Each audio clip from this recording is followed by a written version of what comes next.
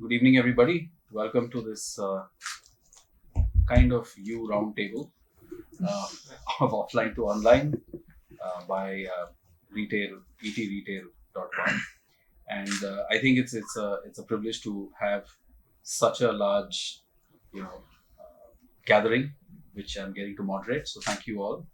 I think it's going to be fun. If I look at all of you come from, most of you come from the industry. Some of you are running your own businesses. Some of you come from 125-year-old businesses. Some are 1.5-year-old businesses. Yeah. So I think it's very exciting to have this aggregation. I think if we think about India and retail, I mean, we to hit what roughly 1.7 trillion dollars in retail and size. So there's a lot of room under the sun. Obviously, we have you know the fifth largest economy now, but even then, I think we have the second largest number of internet users, perhaps third largest number of e-com users in the world. So I think big numbers there. I think large part of our about 700 odd million mobile users are on the internet. And about I think 25-30% of them are shopping on the internet, right? So can't be better. So all amazing kind of road ahead. No red lights, all green lights. Everyone can run fast. There is enough room under the sun. So I think we were a very nice gathering in terms of different categories. What we do is because we have a large number of people, I'd like to hear everybody's kind of opinions, you know, and let's give some voice in terms of you can volunteer as well to talk about a point which you think passionate about. If you think that there are colors that we can draw by say metro versus rural, if you think we can draw colors based on apparel, general merchandise, furniture, personal care, I think let's try and do that. I think the discussion is more about us interacting, learning from each other, so we'll keep it open. I'll just keep a flow. Just feel free to add. At times I'll pull you in, but other times, it's a small group. Just feel free to volunteer, and we'll have a nice conversation. Okay? Great. The only request I have is, if you can keep your responses slightly restrictive, because we have a lot of people, that'll be helpful to go. Okay? So what I do is I'll just open up the stage with a bit of background to say that, an open question to say how do Indians shop and how have shoppers' demands evolved. Let's say over some of us are 1.8 years old, but how do you see that evolution? Yeah, so we can kind of just go around, get some responses from this side and this side. Uh, you want me? If I want, I can volunteer people, but if you have opinions, let's start. So I would like to definitely start. Yeah, I represent lovely. a company called Apparel Group India, and we have international brands like Bath and Body Works, Victoria's Secret, Aldo, Charles and Keith, Lassenza, quite a premium brands what we have. So when you talk about the organized retail earlier, there used to be only two companies, major brand, which is now Apparel Group, and the Reliance Retail as such, or Reliance Brands as such. So I represent Apparel Group. So what we have seen in last few years, we are in the online business since last about 9 years now, 9 to 10 years. I can say we are not new in this business. However, the demand is changing completely. Like a shopping, people want within 24 hours. If it doesn't reach within 24 hours, probably you may miss the opportunity. The person may cancel that particular order as such if we can't deliver it, because probably after 24 hours he may change his mind. So we need to have very fast delivery, a quality product, minimize the returns as such due to any kind of a quality. And with this pandemic, of course, this has taught a lot in this last 2 years as such. So all that has to put together, and we have to increase this. And of course, what we have, our earlier focus was on a brick and mortar. So we had a shop almost in 7-8 cities of India, about 150 stores what we have for various brands. Eventually, but the reach was very minimal. I was not having any store in a Far East or beyond Calcutta as such. So how do we cater? How do I cater to all the pin codes? And with this particular going online or using the e-commerce technology or omni-channel, we were able to give whatever the product we have across the country at any part of the country now. Almost, I think, 99.9% of the pin codes we are able to service. So that is what is we have increased our reach. And nowadays we can't really, no retailer can think without the e-commerce or omni-channel business. That is what the philosophy. And earlier, between 2013 to 17, I can say, we were okay that e-commerce contributes a store or two store business. But now I'm sure, I mean, whoever has the new entrepreneurs or those who have started e-commerce business or any other business in this, we are talking about X percentage, and which is a substantial. I mean, right from maybe about 30% to 50% people are focusing on the e-business as such. So we can't live without that. But at the same time, we need to have a continuous upgrade in the technology and adopt, and it should be more customer centric. Or I can say when it's a guest centric, I will say won't say them as a customer centric. Yeah, this is what my take on this. Yeah, good point, Shirish. Thanks for that. It reminded me of two things. One, you know, we almost reached 97-98% pin codes in India through e-commerce. Interesting, but also you brought upon one about availability, speed to delivery decides the brand choice sometimes. So Arindam, I'll just come to you. Right, we heard a lot of apparel around the room. Yeah. Okay. So you're holding the flag for consumer durables today, and so how are Indians shopping, and how has it evolved or changed? Because you have presence across MBOs and you have D2C presence. So how do you see that change? So I think the big change that we see is So consumer buying journey, it's not a linear journey. So it's a crisscross journey across channels, and they move beyond across stages, So it's not a linear journey wherein awareness happens, then interest happens, then desire. The IDA model that we learned, while in B school and all. It's no longer linear. It's a very crisscrossed way. And there are channels which influence your decision, and there are channels where you actually make the purchase. There are a lot of cases in our actual consumers where we've seen consumers go to Amazon to research.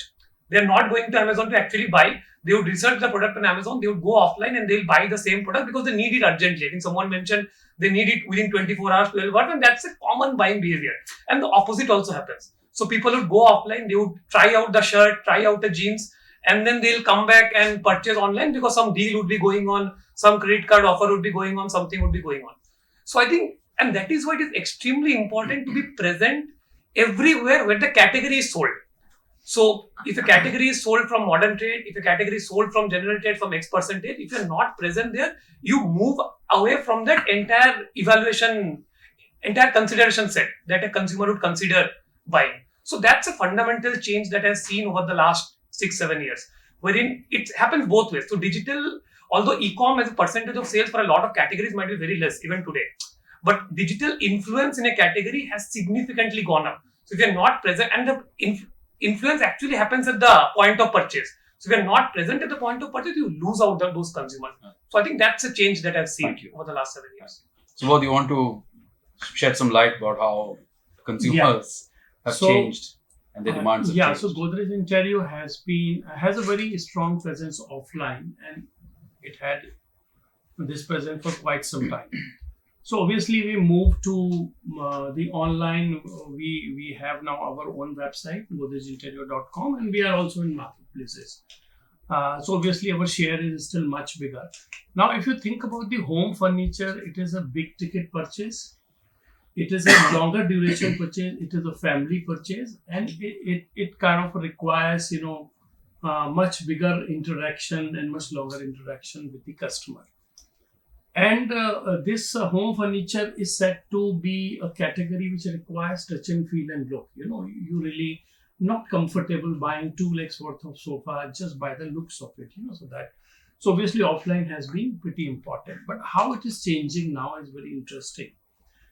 People would possibly make about 3 visits to the store, before they finalize. So it starts from research to final purchase. So they will do the browsing, these physical store browsing, etc. But how it has changed now, 70% of the people are now doing the research online. So that is the first change. So it's not just about actual final purchase. It's not about just e-com, it's also about complete digital influence also. And obviously, a lot of people are coming from social media to our website now, Google search, etc. So this research piece has gone up substantially.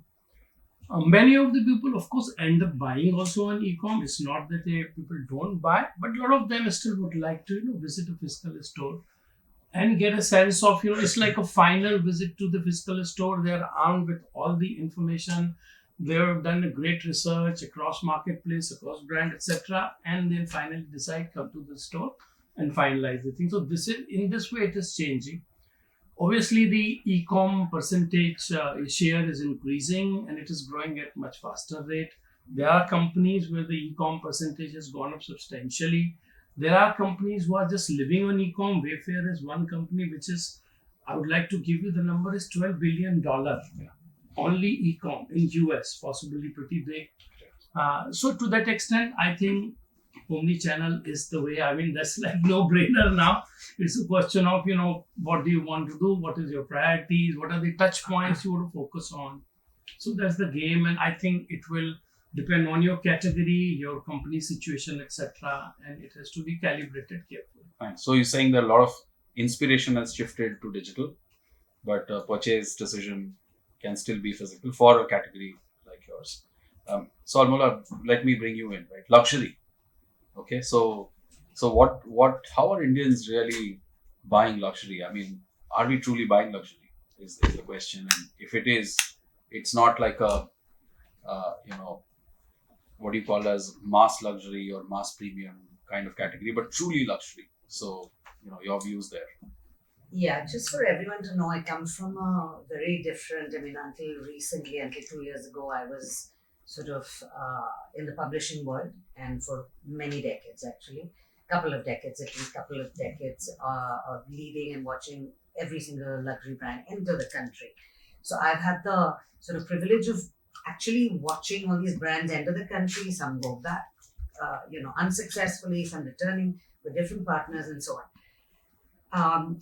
In this sort of recent post-pandemic situation that we're all sort of surprising ourselves by watching brands, luxury brands, sort of accepting the fact that they can test out digital. They had no choice. And in the US, we saw many brands change, pivoted, had no choice to enter. I believe, and I'm actually blown away every day by stories that people are buying luxury online in India.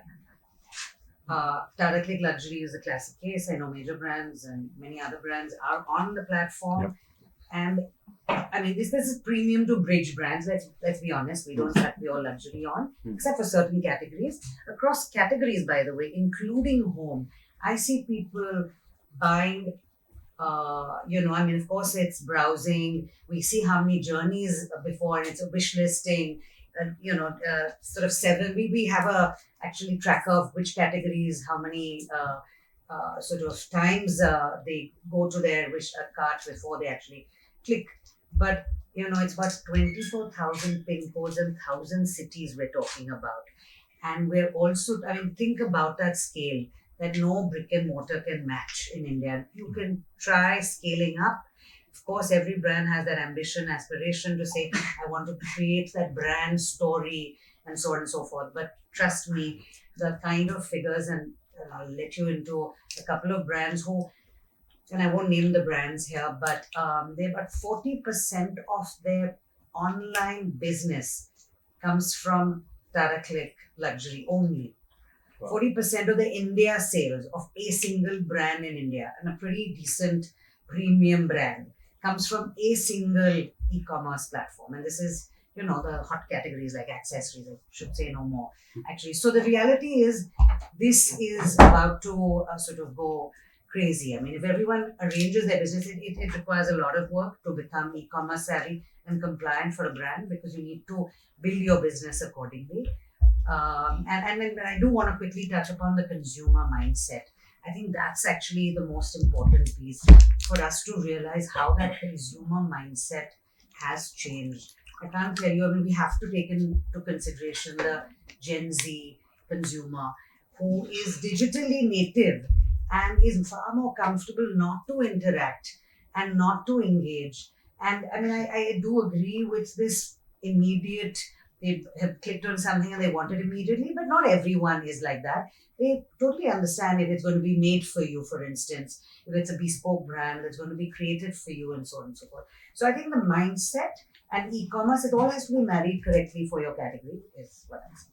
Right. Good points.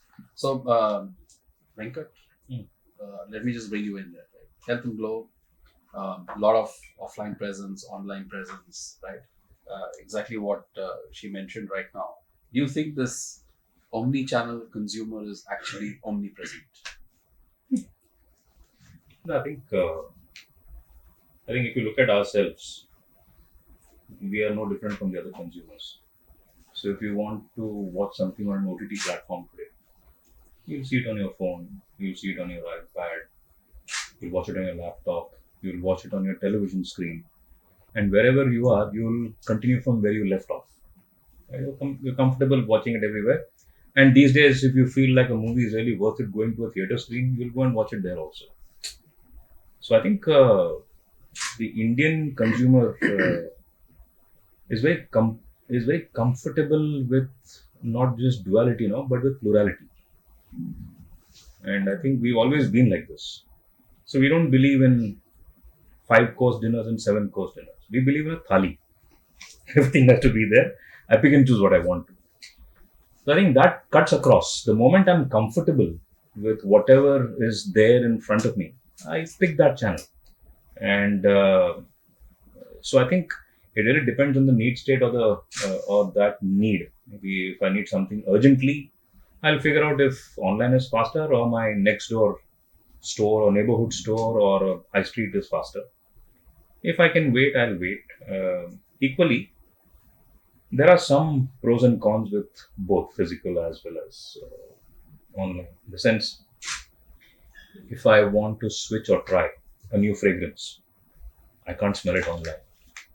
If I want to try a new lipstick, I'm sure the ladies will empathize more on this one, is that I need the color, I need the feel. It should not be dry. I don't need to feel the thing. If I need to try a foundation, it can't. I need to figure out the coverage. Unless it's a familiar brand and a familiar product, I don't think I'll be able to buy it online. So for something that I know, maybe for convenience or maybe for ease of purchase, I'll possibly go online in specific categories. Otherwise, I need the trial because, and it really depends on categories. So I think once I know, maybe if I don't have the time, I might order. But if I need something new, or if I need to even test it out, saying the last one was not okay, I might go to and people also might have varying experiences in the sense that they might not trust an online provider with the same brand. They might actually go to a physical one and vice versa. So I think we are comfortable with multiple touch points and multiple channels. And to that extent, we also find that people who are comfortable with stores, a lot of them are not necessarily comfortable going on to online. So we've been trying to get our people to download our app, Shop Omni, same day delivery, 3-hour delivery, curbside pickup, self checkouts, all of those. But not everybody is comfortable. In fact, when the pandemic started, we were already Omni a couple of years before the pandemic. So when the pandemic started and the stores started opening, we said, we have something. If you have the app, you can just scan the store QR code, scan whatever barcodes you want, pay and just walk off. You don't need to be disturbed by anybody. So when the pandemic struck, we said touch-free shopping, okay, and no interaction. Just shop by yourself and move. And quite a few of the ladies said, is there any additional points if we do it using self-checkout? We said, no. Said, okay, I'll go to the counter. Pandemic. Okay, peak pandemic, and we are trying to kind of get you to feel safe. But I think that's the consumer. And if I'm safe, if I'm comfortable, I'm comfortable. So that I think this plurality will exist. And I think one of the point of view is to say that I won't get over ambitious about any single channel. Let the consumer kind of decide. The other one is saying that this is something that's going to grow. Let me invest let me burn some money here and let me grow it faster. So it's really a point of view as to how you want to play that. Makes sense. Thank you. So Tanya, let me bring you in here, right? You are maybe a digital first brand. So good to assume that now you've started to open stores as well, right? So how do you see this? You know, is it what is the blend? What is the mix? What has prompted you to move from one format to the other format? Plus, you have D2C. You are listed on marketplaces. So how do you decide this mix for your business, and how do you improve your presence on channels? How do you decide that mix for yourself? It just we started evolving and growing as things started changing in the market. We didn't decide that we will be here in 5 years or 6 years down the line. We are a 6-year-old brand now. We started as a Facebook page only. We didn't even have a website. After a year into the business, we had a website, and we did pretty well. We were very hell-bent on saying that we will never be on a marketplace because we didn't think that we fit in there. The kind of customers there are, the customer who returns a lot, who tries out 5 things and returns 4. We are not a brand like that. We will not be there. But again, never say never. So last year we started our journey with marketplaces, and I'm very happy that we did that. We're doing extremely well there. We can't rely on just one channel. What if it fails? What if the website fails? What will happen? And we as a brand, we aim at giving 365 days of work to the weavers. And no matter what, even during COVID, I knew that there's a problem in the working capital. I should stop, my expenses. We still didn't do that because that's the aim that we started with. And we started onboarding more weavers. And if I have that as my aim, I can't just rely on one channel. I have to explore everything. So marketplace is the second one, and we are literally present everywhere on all marketplaces you can name.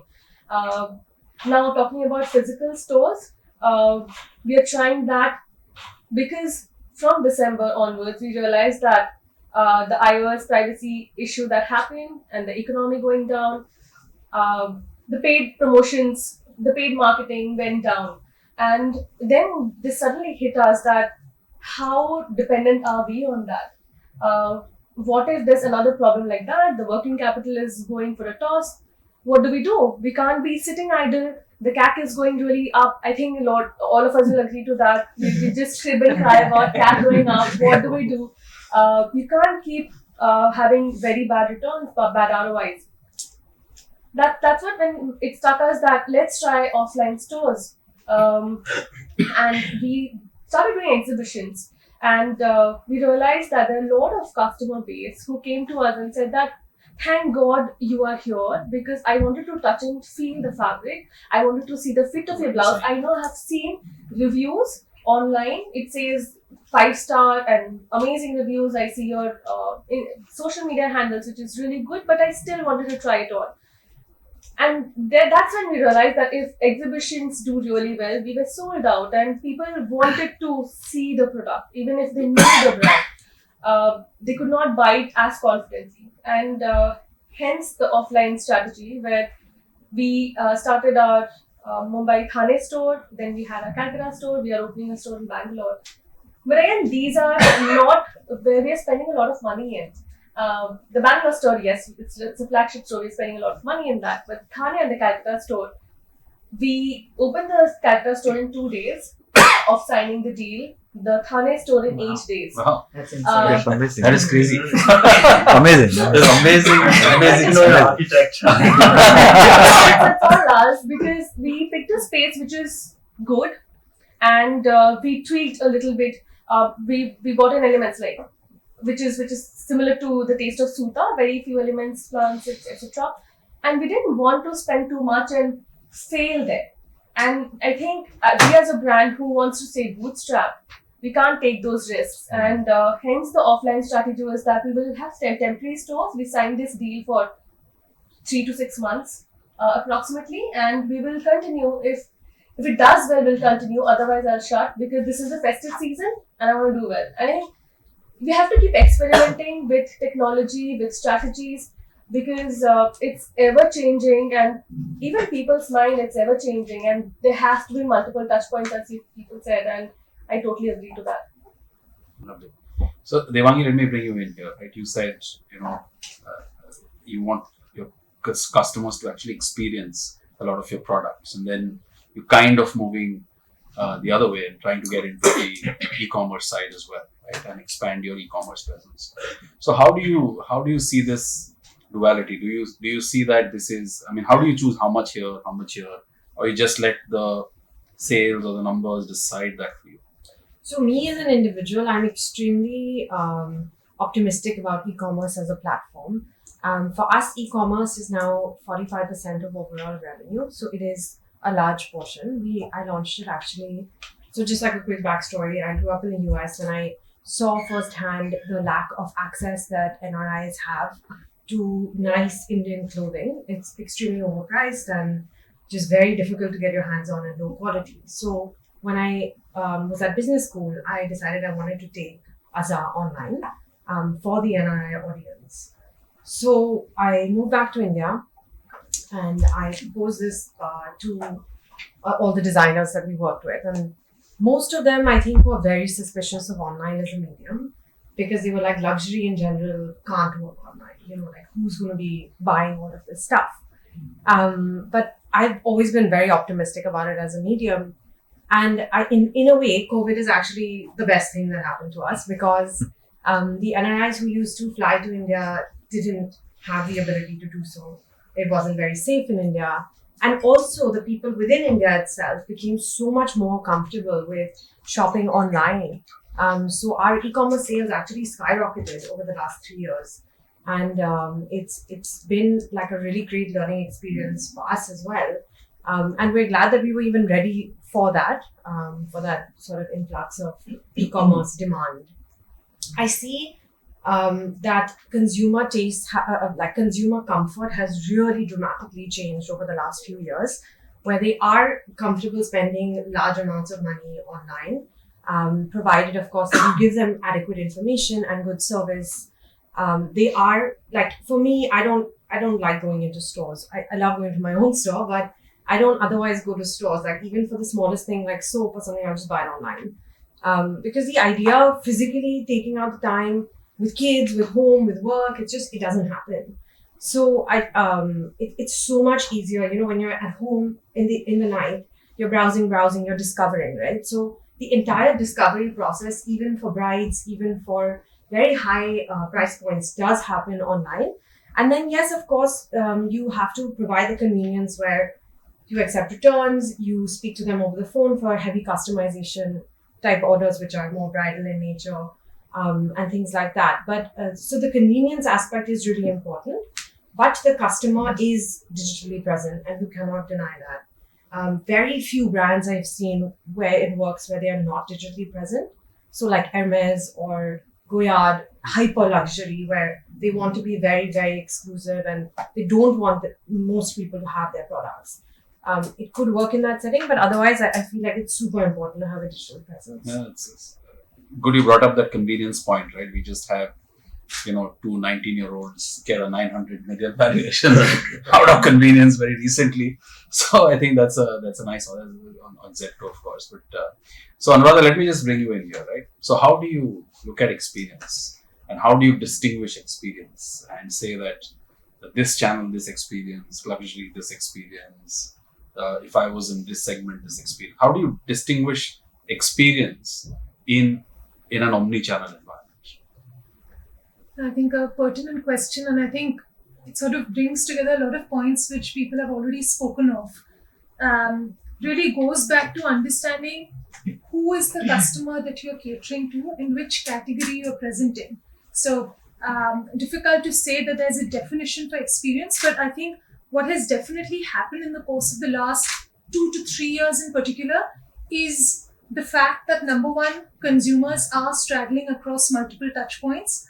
We have our own Salesforce research that suggests, I think there are as many as 7 to 9 touch points that a consumer straddles across before he or she makes a purchase. And I think the second important thing to keep in mind is the fact that experience itself now for consumers is as important, if not more, than the product or service that they're looking for. Which means when you talk about experience in particular, it's bringing together the fact that consumers now want convenience. Their last best experience has actually become benchmark. They're looking for instant gratification. Some of the points that you're bringing in the context of, say, Zepto or 10-minute delivery or a same-day delivery is really talking about that instant gratification and convenience. I think the third fact, which becomes very important in certain specific categories, like we spoke about Godrej Interior or home nesting or home decor as a concept, is the need for social validation or affirmation. So increasingly, as consumers are also falling in a category of shoppers that lead busy lives, that don't have the time or don't have the desire to visit a store, but need that setting of a community or social validation, coupled with the fact that they're also spending a lot of time on social media, getting influenced by creators, which are straddling the range of celebrities to folks like themselves, is making that aspect equally important. So experience that tells you that for a brand that I'm talking about, whether it's to do with cosmetics or it's home nesting or it's to do with personal care, etc., if you are talking to your first understanding who your customer or audience is, having the right sort of messaging across all the touch points that you're present in, so that the values and the purpose that you stand for is felt when I'm looking at your brand online, also when I'm in your store.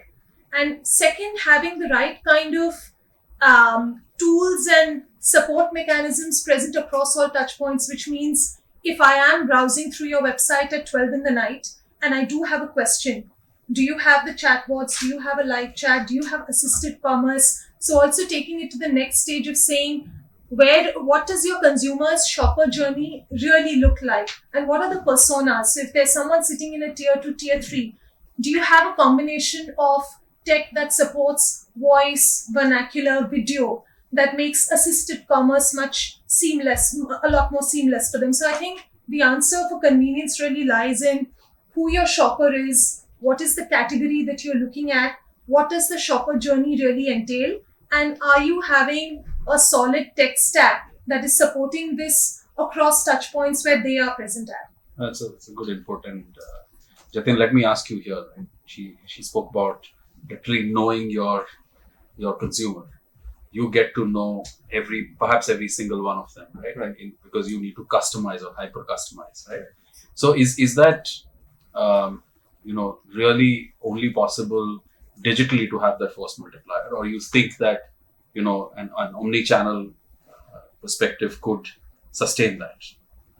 So just a little backstory. The reason why Vedix was started was because we realized that most of the beauty and personal care brands fail on delivering the value to most of the consumers, because not because the products are bad, because they're not sort of customized for the hair or skin or scalp type, right?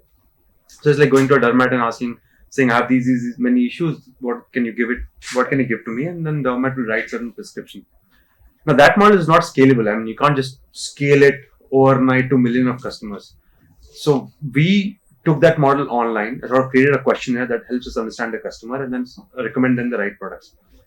And I believe that that's the right way and the only way to scale it and make the service available to literally crores of Indians. So we serve all the pin codes. We have more than 50% of orders come from tier 3 and beyond. So if you listen to some of the CS calls, you'll see people are ordering from extremely remote parts of the country, and they're pretty much all the time talking in vernacular. English is not the preferred mode of communication for our customers. And I actually want to touch on this point that in our cases, the end customers are actually they are different from the buyers, because a lot of times the person who is buying the product is buying for the family. So they're taking these multiple questionnaires because the consumer is not digitally native, which could be their moms or it could be their aunties, but the buyer is digitally native and actually prefers this mode of buying. And we have seen this in tier 2, tier 3 cities and beyond. So, well, to answer your question, I think this is the right way to scale this particular value prop, but I'm sure offline also has a role to play in this journey, and but it can't be done in the traditional way. It has to be thought through, and we haven't really come to that point yet. So can I add to that? Yeah. Yes. So I think whether it's online or offline, you need a proposition, and you need to be able to deliver the proposition. Like he's saying, we're trying to figure out offline. We do in the last 12 to 16 months, we've done a significant amount of personalization offline. So when a customer walks in, I think most women, it's an evolution, and I think there are different kinds, but most women don't know their skin type. And even if you know your skin type, most of them don't know how to take care of their skin, right? So what we figured, we're a 25-year-old retailer. So we said, how do you constantly stay ahead of the game? So we've now developed a simple personalization tool. So if you get into the store, we do a free skin test for you. You get a simple report which captures your skin type. It captures your lifestyle in terms of exposure to sun, anything that you're allergic to, any conditions that you have, etc. And in case you are not aware of anything, we also click a selfie and give you, capture your diagnostics. And based on that diagnostics, largely a combination of your skin type and your lifestyle, we have a dermatologist recommended regime for you. So both things are solved. You understand your skin. I know my blood group, sugar level, this, that, etc., but I don't know my skin type. And a lot of women go through trial and error. And I'll ask you what suits you. You might say something. My skin type is not the same as yours. But I learn it empirically, and I may not even find the optimal solution. Or there is a sales girl pushing something depending on incentivization. It may not necessarily suit my skin. So the fundamental proposition is that you can trust us to pick the right product for your skin and lifestyle. And we're able to deliver that offline very well in a multi-brand environment. The same brands that are there on the shelves will tell you which actually suits you. So I think the proposition is important, and then you can figure out how to land it online, offline. So I think this, the novelty of the online channel at some point in time will get neutralized. But then it's the strength of the proposition, whether you're doing it omni or whether you're doing it just pure play, whether you're doing just offline, etc. Actually, that's very well point. So the only difference, we take a step ahead in the sense that, so let's say you bought some products and then now after 30 days you come back and tell me that your moisturizer is not working for me. I'm giving breakouts. So because we have that engagement, we are able to now sort of reformulate or give them a different moisturizer for free and sort of upgrade them to a different regimen and build that long-lasting relationship with the customer where we understand their journey through their issues and to resolution. So, which I think we don't know how will get resolved in offline, but probably there will be a way to figure that out as well in the future. Yeah, good point. So Manish, let me bring you in, right? So online, offline, channel margins are different, so how do you see that? Same products, the consumer goes, they should technically, because we just heard that the consumer is omnipresent. Okay. So will you offer the same products on all channels? Will you offer similar experiences or different experiences? Because online expectation can be from Zepto for your brand. It has nothing to do with their experience of your online store, right? Or your offline store. They are coming from a very different perspective. Plus, of course, there are tiered distribution structures in an offline world, and online and direct to consumer can be very different. So, how do you manage that, and how do you manage those differences within the channel structures and offer that experience to your consumers? Sure. So, I think 3 parts to it. One is that when you look at the margin structures and other things, the reality is that if there is a consumer which is there at a particular point of sale, you need to ensure that if he is ready to, if he or she has come to buy, as in you should be present and you should be able to make that sell. If you are not present, as in effectively you are losing out market share. Now, in terms of how do you make it work for yourself, in terms of based on the channel margins, based on the costs that are involved with the channel, that depends on you. As in, you have to work out and ensure that is that particular channel still profitable? Again, as in profitability by channel might differ, but at the same time, do you want to really lose out on the sale and the consumer? That's for you to decide. As for us at Pepe, we say that as in we need to serve the consumer. And it's on us. How do we ensure that? in terms of whether it's through the mix that I offer to the consumer, or do I also offer different, as in based on the requirements of the consumer. So when you look at it, the reality is that typically, as in a consumer who was coming in, let's say 3 years back online, or even 2 years back online, was primarily driven by discounts. Now consumer behavior is changing, as in they are also coming in for convenience. There is a lot of consumer who's also coming because of the product or service not being available in their vicinity or in their cities. So you need to ensure, but for the consumer who's coming in for discount, you need to ensure that you have something that you are able to offer at discount. And there again, as in, if I look at it, the discount also today, consumer is actually now looking at price points. So if a typical example that we saw, as in terms of denim as a category branded denim, is looking at, so probably a 2,800 or a 2,400 sort of a price point is something that he's comfortable with. Now, whether you sell, as in price something at 4,999 and discount at 50%, or you price something at 3,199, again, he's looking at some sort of a gratification that if I'm going online, I should get some discount. It might be 15% or 20%, but as long as it's fitting into my range on that price point, I will buy into. So that's how you manage that. Third part is in terms of experiences. I think with online, things have changed, and in fact on the offline world, and that's made things harder for us, wherein I think today on the offline world, consumer is looking at more experiences in terms of sort of delivery experience that he or she gets on the human interface in terms of the how he's able to interact with the sales force. So is the person able to recommend me things that I would not be able to do online? Is he able to give me service that's going to be very different?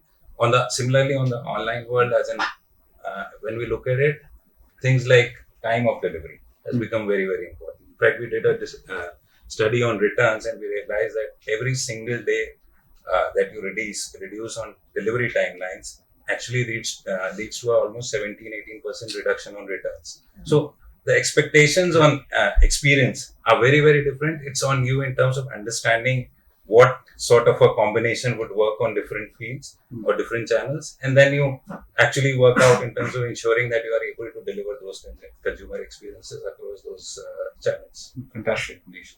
So Disha, let me bring you in, right? You have something which is a very unique proposition, right?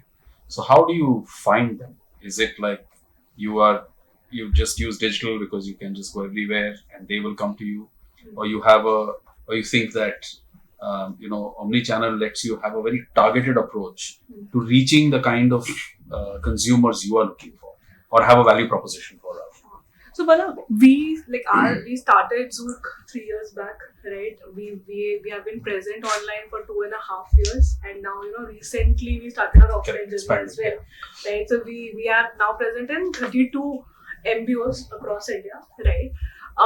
I think for any brand per se, it's very important that you need to realize that what is the easiest way to begin to reach your customers, right? For us, it was D2C, right? When we came up with saying, we make proudly Indian 100% vegan products, right? At that time, people used to tell us, vegan to khana hota hai, right?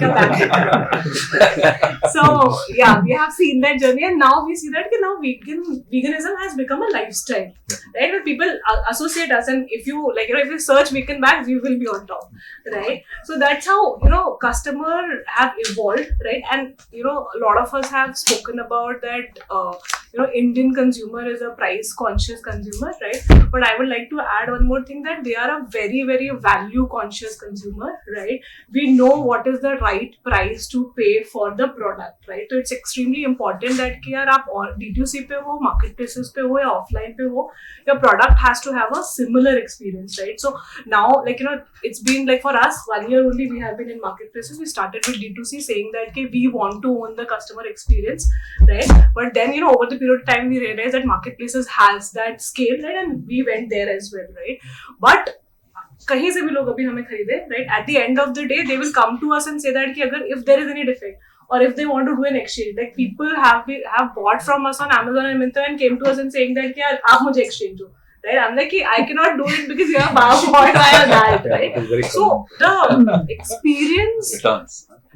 experience lies with the brand and not on the platform, right? You be it online, offline, anywhere on the planet, right? Like we recently started our MBO in Kochi, right? And people go there, they look at the product and they're like, "Yeah, ये particular print तो यहाँ नहीं है." Right, and then they'll ask that vendor, and then we have to ship it, right? So that is also a kind of experience that we are giving, right? Like they can go there, so because we are a print heavy and we have different prints in a single SKUs, right? If they don't like something, they will ask that particular MBO guy, and then he will show the website, and then we go and deliver, right? So it's like being omni-channel is definitely helpful for a brand, right? But how do we leverage on ki yaar, we give the similar experience across the board is extremely important, and that is where a brand will succeed, right? But just like one more thing I wanted to add was ki given we have so many channels to now, we can get into so many channels, it doesn't mean that necessarily we should get into all the channels at once, right? For a new age brand like us, which has limited resources and focus is extremely important, right? So we dedicatedly did D2C for 2 years. We understood our customers, what price point, what are the different things that they expect from us, and then only moved to marketplaces, and now recently gone into offline, right? So even though so many channels are available, we should begin with what works best for us and where we can quickly reach, right? But having said that, as Arindam was saying that awareness is across the board, right? So हम influencer भी करते हैं, हम offline pamphlet भी करते हैं, we do everything, but purchase might happen at one particular channel, right? And that attribution you will never be able to say, right? Facebook says, I tell you क्या 3 ROS है कि 4 है, right? But Facebook cannot say because attribution is a problem across the board, right? But having said that, that's the cost of doing business, right? And the brand should embrace it. Lovely. Thank you for that. So, Sanjay, let me bring you in here, right? You want to just quickly introduce yourself as first. And then the question is that, I'll throw a more digital question at you, right? So, we are saying omni-channel, such a lot of digitization to take care of. Okay. How is that part becoming simpler at least? Because, we have now multi-channel, we have omni-channel in experience and omni-channel in selling as well as returns, right? It's all going all the way. Now, is that very complex to manage from a digital landscape perspective? If you can introduce yourself and then just respond to that. Thanks, Philip. My apologies for being late. I'm Sanjay, and I work as the Chief Digital Officer for Bestseller. We own a couple of fashion brands. Dominantly started in Denmark and then presented all across the world. Coming to your question, Pallav, now the technology part, right, or the digital part. So, what is happening and which is good, right? Pre-COVID, post-COVID, that technology is getting democratized, right? So, being a digital officer doesn't mean that I know and I own the technology. No. Technology is available to the business, to the consumer. Probably, however the tech savvy I would be, the same would be my business owners and my tech partners and everything. So as far as technology is concerned, I think it is being made available. The platforms are being made available. Some are plug and play. I have heard stories where D2C sites were made operational in 4 to 6 weeks flat, right? And that journey used to be like 6 months, 8 months. And that was made happen because ready to deploy technology, right? You just plug and play, and then you can start at least the basic operations. So talk about the complexity. Let's say we operate in a way that we have 300 odd stores. I know a couple of big warehouses. We operate. It was pretty much challenging, right? That. And that too, you are present on offline, you are present on online, operate D2C side, they're on Myntra, they're on Flipkart, they're on Amazon. How do you manage? So there was a point of time that, you compartmentalize inventory. There is something for Amazon, there is something from Flipkart, something for Myntra, and then something for D2C. And then, you have something, reserved for your stores, and then you're also there on the likes of, Shoppers Stop, Lifestyles, and everyone. And suddenly we realized, this is not working, right, in COVID. During COVID, we realized that, this is not working, right? if we have inventory of, let's say, 1.5 million, what is being available in Myntra is only 100,000. Probably on my D2 site is 200,000. So we initially thought that probably it is very difficult problem to solve, because if you put everything online, what will happen? There is order coming from Myntra, there is order coming from Flipkart, and I know how, and that too, you want to maintain your customer service level at a very high level. If you order something and if it is cancelled without any reason, I think there is a fair chance that probably you would never come back to our site. So then we look for platform and we realize the platforms are really readily available, right? There are plethora of IMS, there are plethora of OMSs basically, which are just available. And I would say that 4 weeks flat, we went live with the complete set of all warehouse inventory. There was no compartmentalization. So again, I say that the inventory was kind of democratized. Whoever order first will get first, no matter online, no matter offline. Those are good examples of the supply chain piece. Yeah. So 4 weeks flat, and then we realize, still we have 300 odd stores, which is owned and operated by us. Again, a 1 million piece of inventory is lying there. And that is the prerogative of that store, right? One store which is in Salt Lake, then the customer who is coming in there, they will get the first. But we thought that this is also getting underutilized. Let's bring in there, right? And that's when we realized the true potential of omnichannel. So that 100,000 which was there on the website became 2 million suddenly. And we also thought that there is nothing like we launched the season on the store. Why not on the website, right? Because we are talking about true experience. If you want to do the shopping, being at your home with your comfort, you should also get the latest range available. So I think the tools and technology, I think it is all available, easy to adopt. Is only the mindset, right? Once you have that intent and mindset, the tools and technology, at least at this age, at this point of time, is no longer a challenge. Well said. So Nishant, you want to second that? I mean, it's like just a click and everything is done, or? Okay, so I think let me start with the OTT example. The consumers expect, I shopped online, I stopped there, and I should get the same recommendations and personalization when I come to your store. So we engage with a lot of brands on unifying the journey, be it on Meta, be it on online, be it on offline. And I think the technology is making it simpler. The second is, while your personalization is happening, how do you maintain the balance of technology? I don't want to be looking at screen and engaging with the customer. If I'm visiting a store and it is a luxury brand, I would expect, the eye contact. So how does the technology does not, do too much to make the salesperson in the store look at the screen too many times?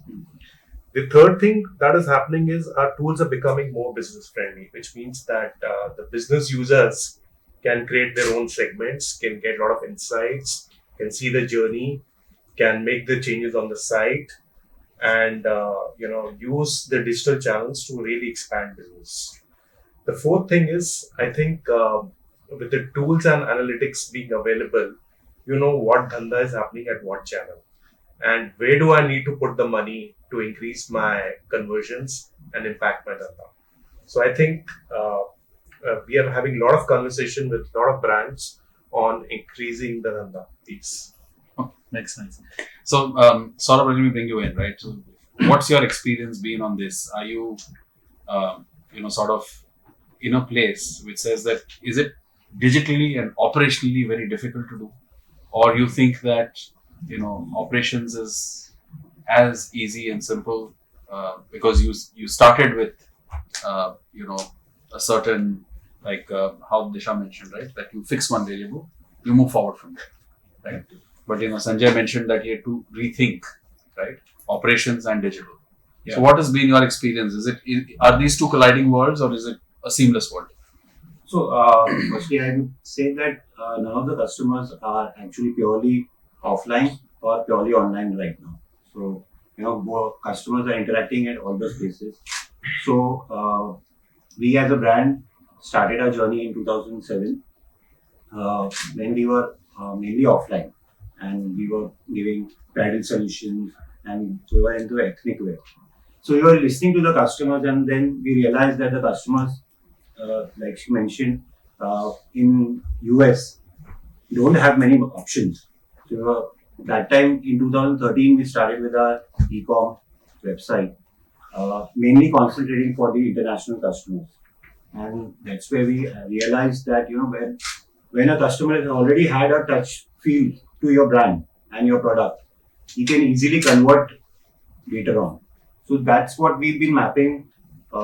We've realized that when the customer experiences multiple channels or omni channels, the retention is much better.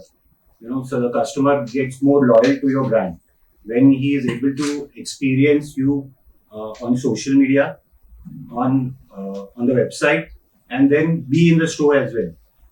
So if they are able to do that multiple things, they are able to be more loyal to you. They understand what story you are telling, and then it becomes more easy. So if a customer has come to our store and they have experienced that in-store stylish recommendation, that experience they have already done, they have experienced the quality and all those things. Going back to and then choosing by convenience, then it becomes a convenience factor that there's a festive coming up, let me pick it up online, and now with operational, so you are responsible for the end-to-end experience of when you are D2C, you are responsible for end-to-end experience of the customer. Okay, so now the expectation of the customer is such that they have seen something on Instagram, they want to click there and land on your website to select or to know more about the product. If that size is not available, they want immediate somebody on live chat to tell you that if that size is there or if that product is there in which store next to them. Okay, so you have catered to that expectation also. Then after that, you have to reserve that product in the store, because if the customer goes to the store and they're sold out, then again you are losing out the customer.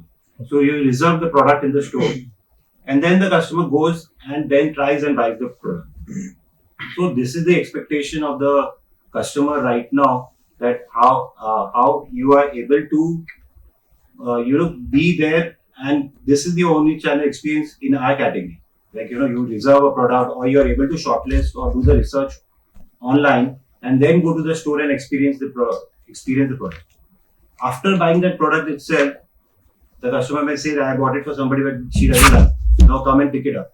So this is the entire journey of omni-channel experience which we are focusing on. We are trying to build. This requires a lot of operations, as the point you said. There are little difficulties in terms of so full inventory visibility, right? Yeah. In that store, in that vicinity, in that store, and then reserve that product. Having that option, your operations to be strong enough to having to facilitate all these things, to reserve the product and being available and all those things, and then to accept return in another medium is a operational challenge. When there are service providers or softwares, they are specialized in one area. There's no software which gives you expertise together in all the areas. So there will be something which is managing the inventory very well, or there is another software which would be very excellent in chat, or somebody is providing a good solution for WhatsApp commerce. But when you want to integrate, when you want to give the omni-channel experience, you want everything on one platform. That becomes a little difficult operationally. No omni-channel product for omni-channel experience. Yeah. So I was thinking of asking what is the ERP system that you were able to solve all of these problems. Yeah, that's a good one. I mean, you might want to answer that. Yeah. So what stack you have? Which actually we have ended up using a lot of different platforms, but connect them through a little customized thing where we can understand the customer journey. We're tracking the customer journey at one place. The other thing what we're doing is that the CRM is common for offline and off, and so that helps us to solve these issues. Like the same phone number or the same email ID for any Unique identifier. customer. So that helps you to. So that took us time. So having that, whether the customer has had any experience in a multi-designer store also. So we are present in some multi.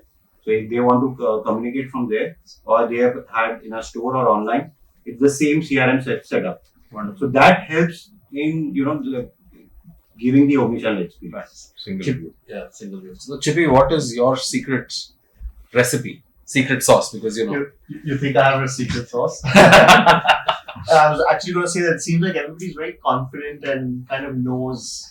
Knows exactly how the business is running. The cameras are on. Yes, I think I'm the unique fellow out here who's still trying to figure stuff out. But having said that, we've also been moved around a lot by the customer over the last few years. I think pre-pandemic, we were a lot more offline based.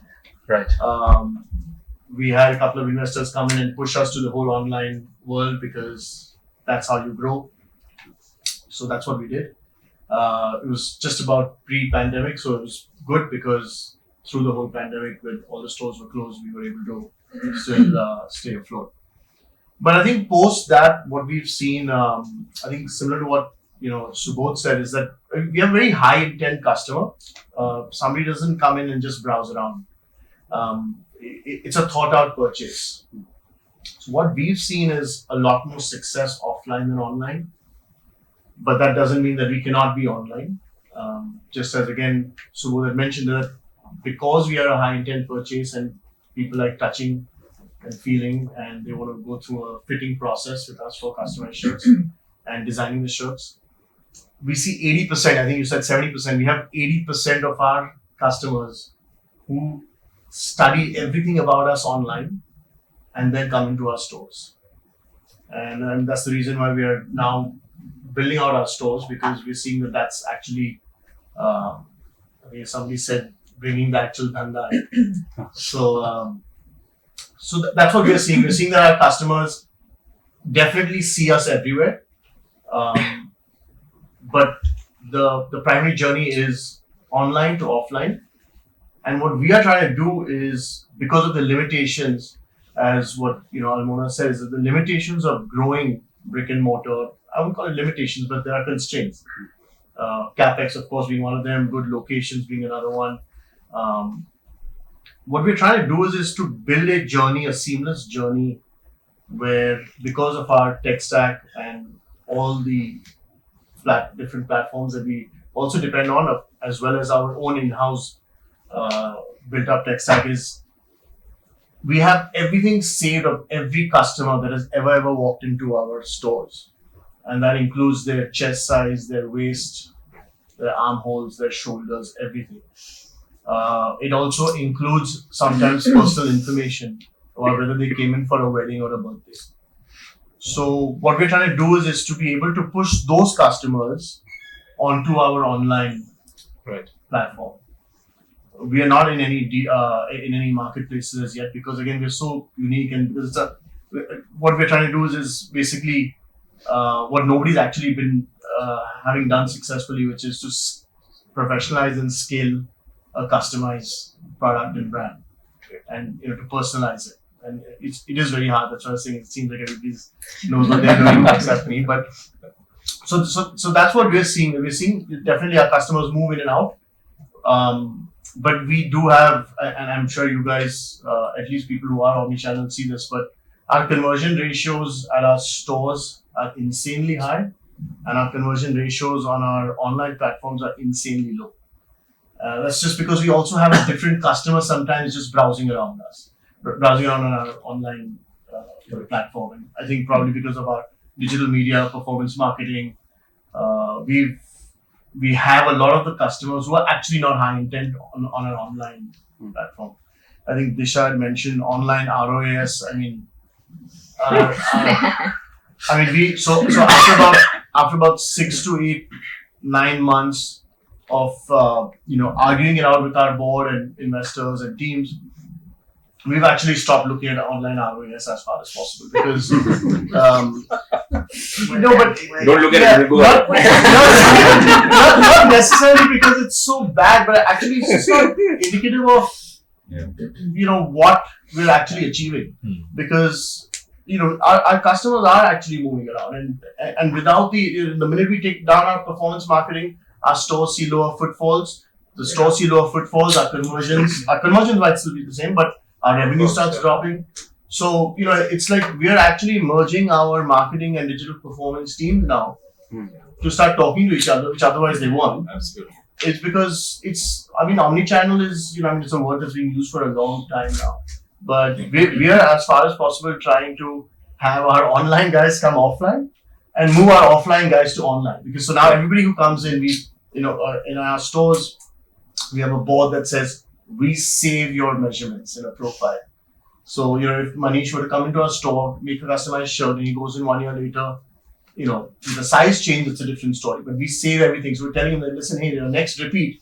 And a lot of men who are, who wear shirts and, they buy every 3 months, 4 months, 6 months. Once I'm happy with my shirt, then that's it. I'm set. I'm just going to keep repeating. I don't need to necessarily go for that same experience that I got in the store. Right. I think you're also asked in terms of how do we standardize the experience. We're not able to do that, or genuinely not able to do that. Again, I think everybody likes this, but the whole touch and feel, and the service, the personalized service that our stylists are able to give the customers when they are designing their shirt compared to what we're doing online. I think there's no comparison. We're trying to, we have this technology where you design a shirt, you see it as you're designing it. So you choose your inlay, you choose your button thread and everything. So we've got, we've tied up with a company that gives us that. So when you go online, you're able to see how your shirt is being designed. We have technology what we call a FitSmart technology, where through 100,000 patterns and our algorithms at the back end, we are able to let's say Saurabh were to come in and give us his height, weight, body type, fit, and what he wants in terms of a slim fit versus a relaxed fit. We have intelligence behind that allows our masters to just literally tweak his body type and pattern by a few centimeters, and that one master, and anybody who's from the apparel industry would know this, but typically would take 10 patterns a day. Our masters can print out 300 patterns a day because we built that technology in-house. We've invested a lot of technology in-house to be able to scale this kind of a business. But what we were not able to do, and which we are now focusing on, is to try and standardize the whole customer experience and journey, so that these customers can go between offline and online. Perfect, lovely. So I think there's a lot of different views. So one is to say that it is about familiarity and convenience. So once you have and know a product, I want to then grab it, then it's easier for me to grab it offline, right? But Shan, let me bring you there, right? So how do you therefore bring new brands, new products to life completely digitally? I think we all have been talking about omni-channel, right? But omni-channel has to be facilitated with omni-channel products. And when omni-channel comes into play, I'm just quoting some of the younger brands because I'm in the younger category. Why does a Shein take such success? Because of the width, or is it because of the depth? Or is it because of the inventory management, or is it because of the assortment? Sometimes we do not understand as businesses that width is as important as depth is. Top 20 bestseller strategy was once the game to play.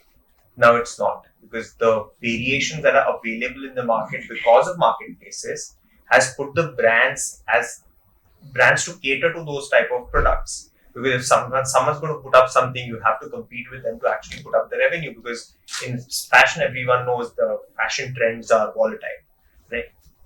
90s are coming back in, whereas you never thought Gen Z would be wearing 90s, right? So, and hence, why are we seeing that? And then we have to start catering to it. So now, if we have a larger depth in inventory and assortment is not mixing up, there's no cross-pollination between not understanding the business behind it, then your width goes down.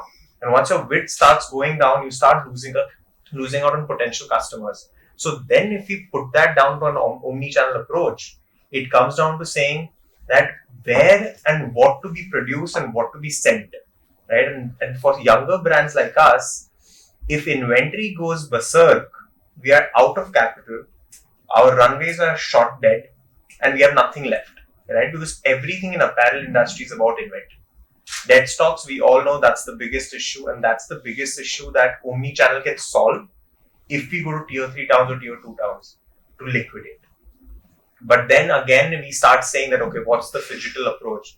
Rather than an online thing, we should be talking about a phygital approach, which is basically saying, I think ROASes has been quite a hot topic, but actually ROASes have been working out amazingly for us because we have been sitting on amazingly incremental ROASes with more width being given out because we have a tech stack and we have a manufacturing stack which can give us only 2 pieces and we can launch a product in exactly mind to market in 2 to 3 weeks.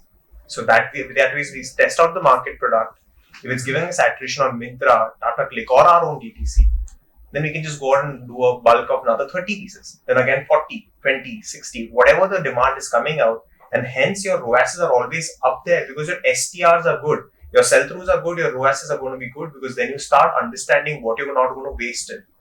Right? So I think what omni-channel has to be is about understanding which customer, how much width and how much assortment has to be given to them more than where to be, what convenience to give. See, I think convenience experience we all must have the same thing, right? There are, as you said, it's democratized technology. All technologies are giving out the same experience. So I think what we need to understand as a business and a brand is that what extra can we give?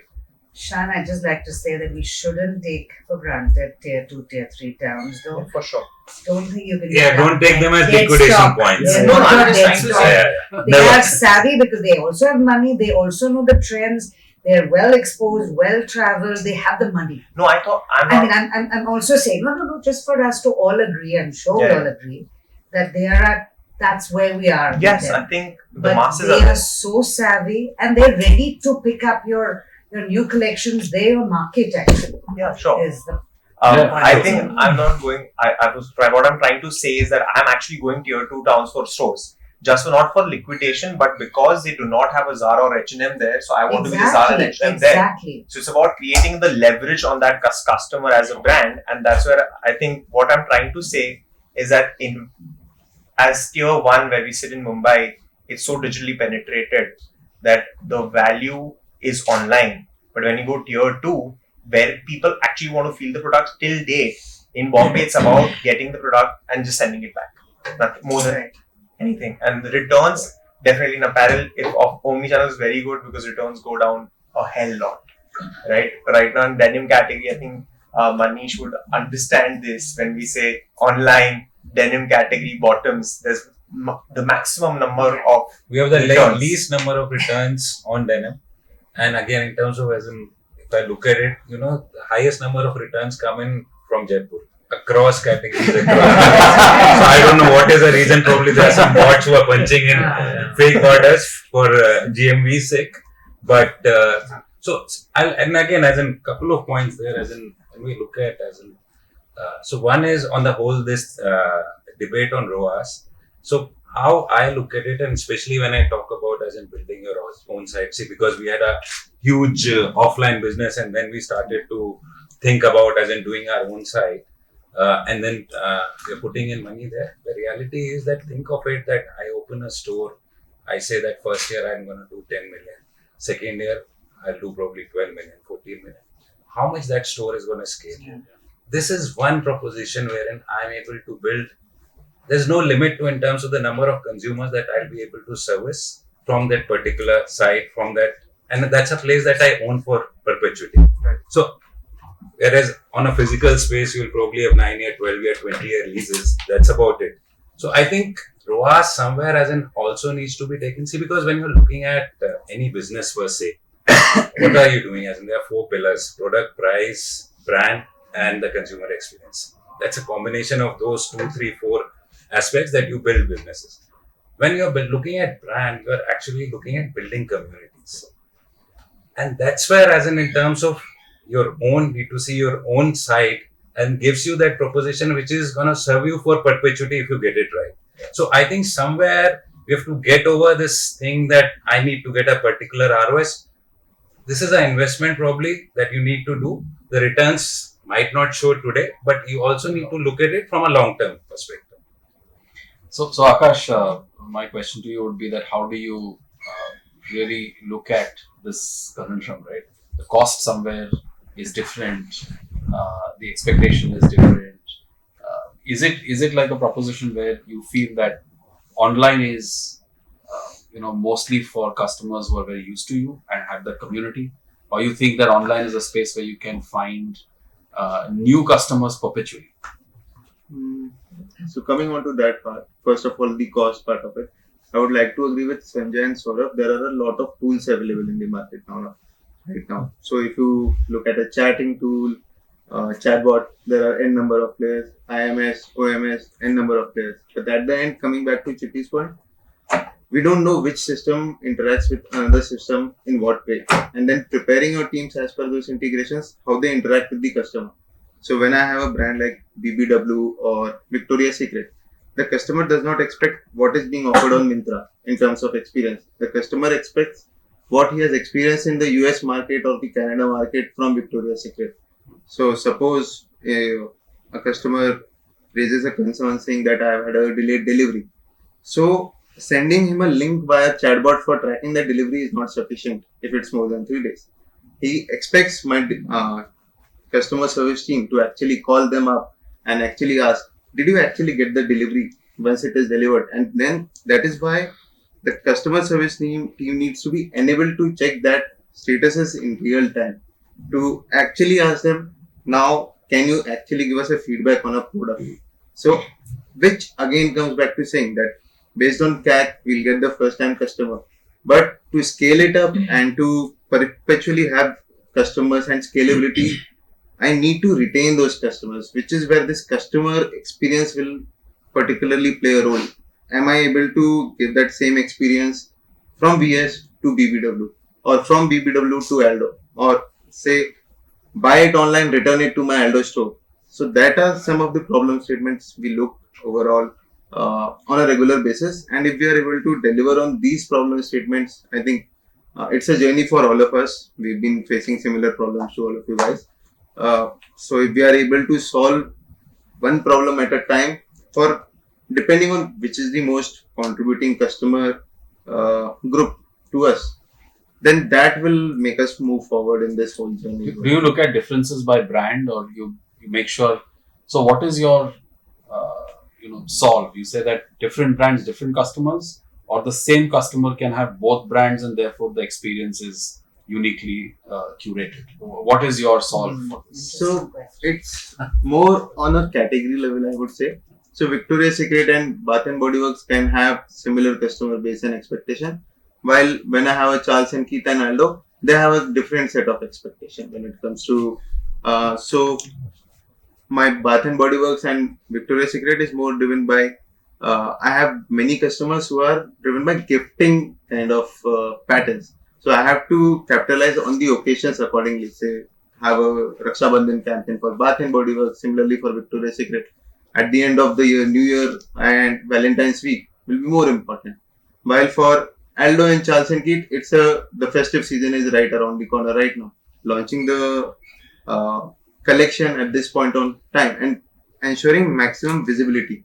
Especially if you are bringing in new stocks and across the stores, it becomes important for us to be visible on all the platforms. Of course, there is a consideration that I don't want to be on a platform where I don't have similar set of brands. I don't want to be with the set of brands which have a much lower average order value, or if the customer segment is completely different.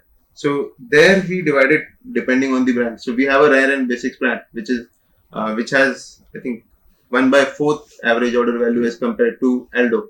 In fact, 1/10 in that case as compared to Aldo. So the marketplaces and the areas we focus for Rare and Basics is completely different as compared to Aldo. And accordingly, the policies that we implement in terms of customer experience also changes. So for Rare and Basics, I can maybe do with a chatbot in itself for the customer experience, unless it becomes a issue in retaining the customer particularly. Otherwise, for Aldo and say Victoria's Secret, I have to make sure that the customer, irrespective of even a small purchase, I have to ensure that he gets the best experience. So, and also of course, looking at online and offline integration as a whole, the customer should be able to come to my website and book an appointment offline to visit to the store and so on. And of course, if he has an issue offline at the store, purchase that he made offline, he should be able to talk to my customer service online and return that product. Of course, at times it needs to be picked up as well. True omnichannel, right? So Megha, let me get you in there and say that, how do you look at creating a very differentiated experience? Because everybody is trying to, service very, fundamental needs, right? Convenience, speed, price, some bit of gratification, somewhere touch and feel. So how do you create something which is differentiated in amongst this? What have you done? What has been your view to that? Yeah, so I think firstly, for everyone's knowledge, I think from a brand age perspective, I'm probably representing the youngest babies here, right? So that's where that's pushing the others, right? This has been, I'm probably like going to make notes post this conversation of ours. But it's interesting that you asked me about a differentiated experience. So let me just give you a quick background of how we started. Even though we are actively just 1.5 years old, my first brand was a multi-brand platform called FNGR Fashion, where we were sourcing different brands, and the idea was to give high quality brands at affordable prices. So we were buying stock lots and then kind of giving it the discounted price to the end consumer. As we started developing, we were very clear that we wanted to focus more on the women, the female consumer segment. And so Engine, which is a performance wear brand, was already brewing and being developed. I think by the time we launched Engine, we were quite clear that we don't right now want to go or don't have the capacity to go towards a larger audience. So whatever we do is going to be differentiated, is going to be towards a particular audience segment, even within the female consumer, right? So Engine, for example, is very focused on, your 18 to 30-year-old. And we're saying that, somebody who obviously wants to, believes in fitness as a lifestyle. So it's not athleisure. It's somebody who's actively working towards fitness. In the meantime, what started happening to FNGR is that was your 18 to 20, 21-year-old consumer. A lot of requests started coming in for helping them with styling, because ours was a multi-brand platform then. And so over a period of time, and FNGR is a slightly older brand, we decided that that's a big kind of support that the whole styling platform capacity is going to provide to all our other brands. Right? So FNGR today now is only a styling platform where we're just assisting buyers and guiding them, sometimes even not with our brands, because like we don't have formal wear for women. And if somebody's looking for that, then the styling platform is just telling them and helping them buy and make decisions. Right? So funnily, internally now we no longer say consumer is king. We say consumer is a 16-year-old spirited, vocal teenager. And the reason why we say that is access to information, like all of us are saying, is all there. I think the decision making is influenced, I think somebody mentioned, by multiple touch points, right? Nobody's just now either walking into a store or even while browsing before the actual purchase. There's a lot of referrals, everything that is being researched. So we're saying this person is a vocal teenager, obviously has access, and even if that's a slightly older person, so it's not so much about the age, but it's just about the mindset, right? So I think for us, the differentiation comes from the fact that either you have a purpose, and by purpose, I don't always necessarily, it doesn't always have to be, a larger cause in terms of sustainability if the product offering is not such. But I think purpose just in what you're offering, right? So if it's a very targeted offering in terms of, say, Bombay Shirt Company, right? I'm saying the fact that there's a customization, which is the driving force, right? Similarly, I mean, veganism and, vegan products, of course, has its own cause. So I think that is important for the brand to know and then deliver from from warehouse to the end consumer. That's well said. So, we're almost at the top of the hour. Just would like to summarize and close before we go there. Almona, quick question, right? We heard so much about, the appeal of what the brand stands for and translating that. How do you do that in a marketplace with so many brands wanting to translate their own unique proposition to their consumers, right? How do you manage that digitally? You were almost reading my mind. I was thinking about this before you asked. So, funnily, I actually am annoyed by the fact that sometimes marketeers, and particularly in this e-commerce world that we all operate in, are looking at the calendar, the Jan to December calendar, and finding occasions. So we do Raksha Bandhan, Valentine's Day, blah, blah, blah, which is not the way to sell brands. She said the consumers are teenagers, so maybe. Yeah, no, and I find when I just heard you, in fact, Akash, say that, for Victoria's Secret, we will do da-da-da-da. I feel that it's sometimes we're just sort of bucketing in our head, we're compartmentalizing these brands. So and I'm also going to dip into the question you asked, Meeta, right now. The differentiation, for instance, in a luxury environment for 600 brands that we have on our platform. How do you deal with that, and how are we talking to our customers? We've actually done the antithesis to what e-commerce stands for. So our whole sort of purpose, as it were, or the differentiation is slow commerce. So we're going absolutely reverse to say stop, scroll, enjoy, experience. So we've really invested in the content storytelling piece. And we believe that there we would try to say that we're just the go-between between the brand and the customer. We'll tell you the brand story. And I think if we don't do that, we're really not doing it right, in a sense. Because, of course, we all want, the GMV and the net, PC3 and all of that we want eventually. But I think if we do it right, at least in luxury, if we don't do it that way, we're not going to sell those high value products. So I feel it's about telling the story. I think it's about not shortchanging the customer. So you just actually do the craftsmanship story and tell the story to death almost. And I feel if you go that route where you're going to be honest and you'll get the end result. So I'd sort of stop there, and I could go on, but I'm going to stop there. I would like to add something on this, Pallab, on the content what she was mentioning.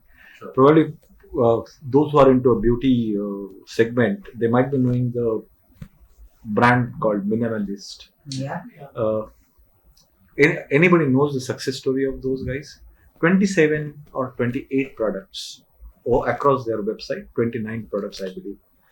2 years journey, 125 crore business, only online. So, and look at the content, the best possible content ever I have seen on the website as such. That's really, really matters a lot how exactly you put your product. And the product range is not much. Yeah. 700, 800, 900 rupees is the product, and achieving about 125 crore business in 2 years journey is an amazing journey on the e-commerce site as such. And at the same time, when Akash was talking about the customer experience and all as such, believe me, whether he is my Bath & Body Works customer or Victoria's Secret customer or for R&B, which is the lowest price product, he is the customer for me, he is the guest for me, he is a consumer.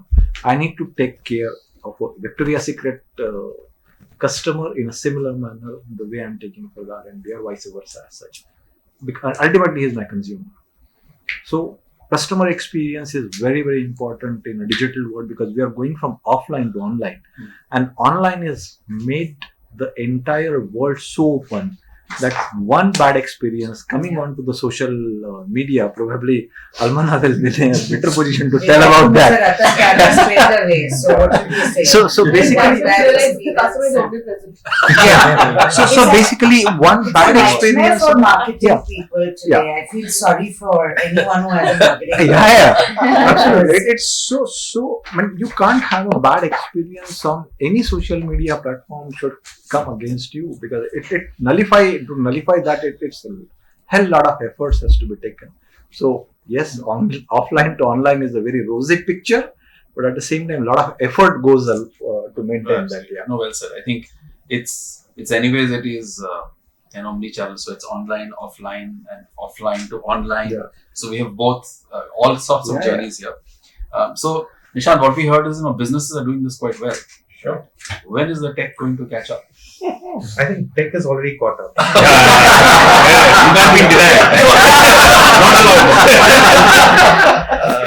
Even now, tech guys harbor this ambition of becoming full stack.